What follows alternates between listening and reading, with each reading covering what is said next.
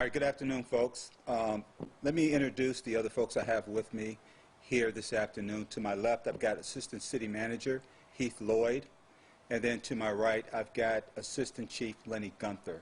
I want to let everybody know that I've also been in constant contact with the City Manager and the Mayor. Let me start by giving you a brief overview of the incident that occurred last night. Last night, officers responded to the 200 block of Avery Street about 9 o'clock on a report of a shooting.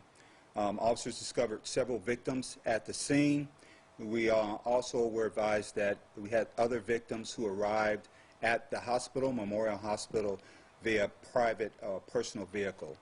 In total, and let me clarify some of the numbers that you may have received last night, in total we had 8 victims, ranging from the ages of 33 to 1.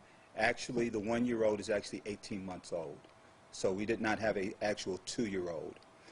Most of the victims, including the 1-year-old, were either grazed or received non-life-threatening injuries. We had one of the victims, a 20-year-old male, who died as a result of his injuries. We have, in addition to that, 2 other victims who are listed in critical condition at the hospital. Like I said, the injuries to the other victims are listed as non-life-threatening injuries. This incident involved at least 3 apartments and 6 vehicles that received damage as a result of the gunfire. In addition to that, we recovered at least 60 shell casings at the scene. We're hearing that this incident may, and I stress the word may, be a result of a conflict between 2 groups. We're still checking on that information. As far as information that we can pass on to the public right now, what we have, very preliminary information, is right before the shooting occurred, we had a dark colored or possibly a red sedan that was seen fleeing the area.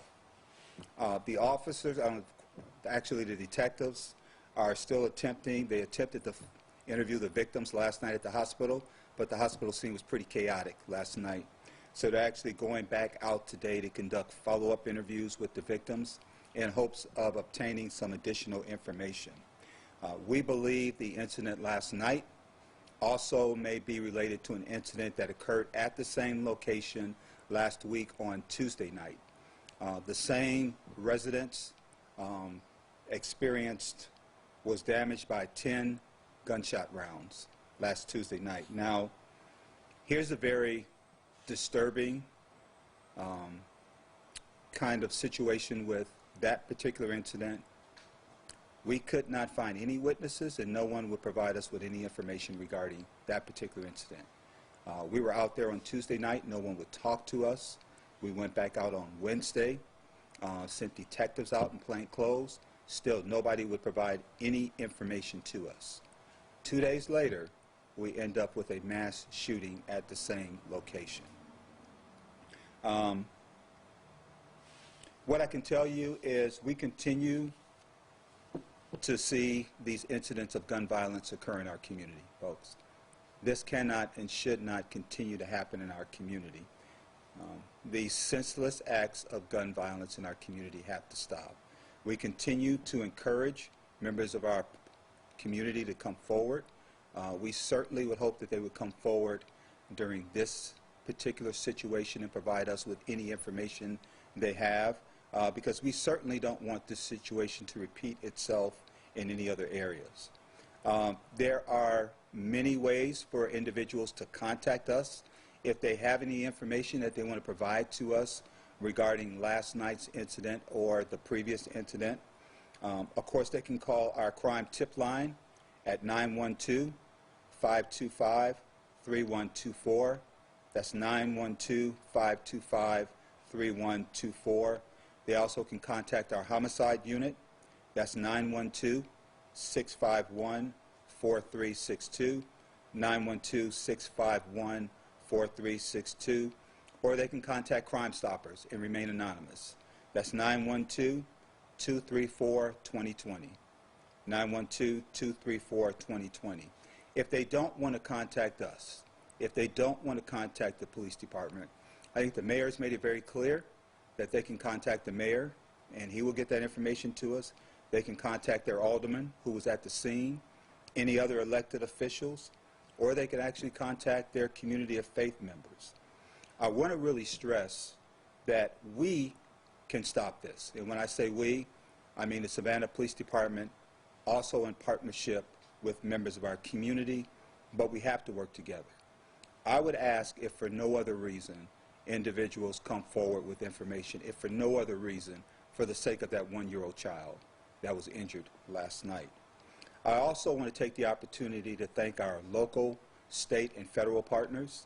Some of them were with us last night and assisted us with this incident, and several of them have followed up with us today and offered assistance for whatever we need to assist with addressing the incident and actually seeing what we can do to identify the suspects involved in this incident. So that's what I have right now as far as an overview of the incident. I will entertain a few questions that I may or may not be able to answer at this time. Just confirming, Chief, that you got a call around 9 p.m. last night? That's correct.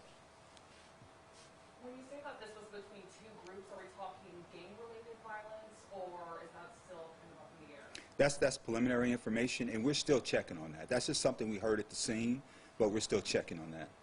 Along that line, Chief, I know that the gang task force was just recently something that is an initiative that's been worked on. Is that kind of in full force in light of this scene and this instance? Well, we still have our gang unit. Our gang unit was on scene last night. Our gang unit was actively involved in the investigation last night, as well as other members of our criminal investigation division. What's your message to people in the community who woke up this morning to find out about this mass shooting and then also found out about incidents that happen in other places across the country too? What do you want them to hear from you? Well, this is very disturbing. It's very disturbing what we're seeing across the country and the level of gun violence that we're seeing across the country. It's disturbing and it's senseless. And I can tell you that we are fully committed here in the city of Savannah to addressing it and doing what we need to do to continue to stay on top of this. But it's very disturbing, especially when you see incidents like this that occur and the number of victims who are injured, and especially when you're talking about an infant child. You said that detectives are going to go back to the hospital to try and interview some of the victims. Do you have a specific time that they'll be going? If they're not there now, I believe they should be on the way. They had a pretty long night, so we wanted to allow them to at least get a little rest, refresh, and then get back over to the hospital. Can you talk a little bit about priority level of a case of a shooting of this size and kind of what the resources look like and kind of the timeline for you guys moving forward? Well, any shooting is a high priority for us because it presents a danger to the community, to the entire community. But I think you can take a look at the amount of resources that we had out there. It was a pretty chaotic scene, not just at the hospital, but also at the crime scene. It was a very dynamic scene, a lot of moving pieces at both scenes, and that's the reason why I say I really thank our fellow law enforcement partners for being available and assisting us with last night's investigation. Can you say what hospital the victims were taken to? Memorial Hospital. And so there was another shooting, I think, maybe even yesterday. Do you guys have numbers on how many homicides there's been this past week or even these past few months? Do you have numbers on that? Yeah, prior to this incident, and this includes the homicide that happened early Friday morning, that was our 13th homicide. The one last night makes our 14th homicide Of this year? of this year. Have you brought anyone into questioning? Not at this time. Are you guys working on leads at this point? I mean, do you have suspects in mind? Kind of what does that look like? Well, and that's the part we're looking to get some assistance from the community on. We have very limited information that we're working with right now, and we're going to see what we can get from the follow-up investigation or follow-up interviews at the hospital, but that's the reason why we're making a strong plea to members of our community. We're pretty sure someone over in that neighborhood saw something or may have some information that they can bring forward, and that's the reason why we're really stressing, if you saw something, please say something. Please let us know. We want to make sure that this incident doesn't continue or something like this doesn't continue to occur in our community, and we definitely don't want to see anyone, especially a small child, injured again in our community. And just to clarify, there's no isolated incident? Well, we believe it is. I mean, but we're not sure right now. We still don't have any identified suspects. We still don't have a lot of information to follow up on. So we still have to be careful in terms of who we're looking for and what may have been the kind of the catalyst behind this incident. Chief, do you know what the sequence of events looked like last night and how exactly two children were caught in the middle of this gunfire? Well, I do, but that's part of the investigation, so we don't want to reveal too much right now. Was this like a party or a large gathering where people were together, or? It's my understanding from the preliminary information that we have is that there were a few people who were standing in front of that residence, and there was a vehicle, the dark-colored or possibly red sedan, that rolled by and fired rounds into that crowd.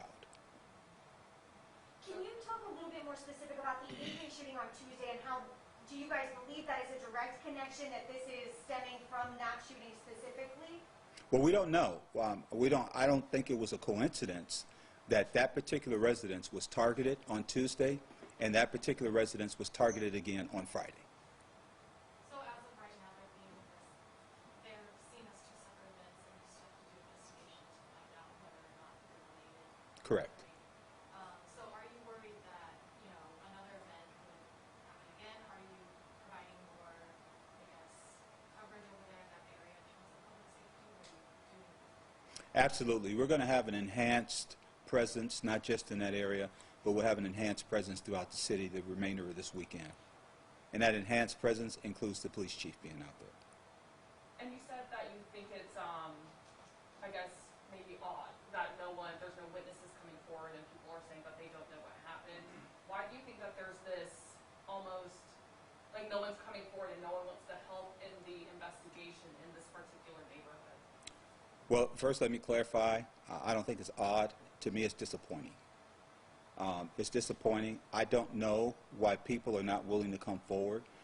Like I said, if they don't want to bring the information forward to us, there are other avenues that they can use where they can get the information to other individuals who can bring that information forward to us.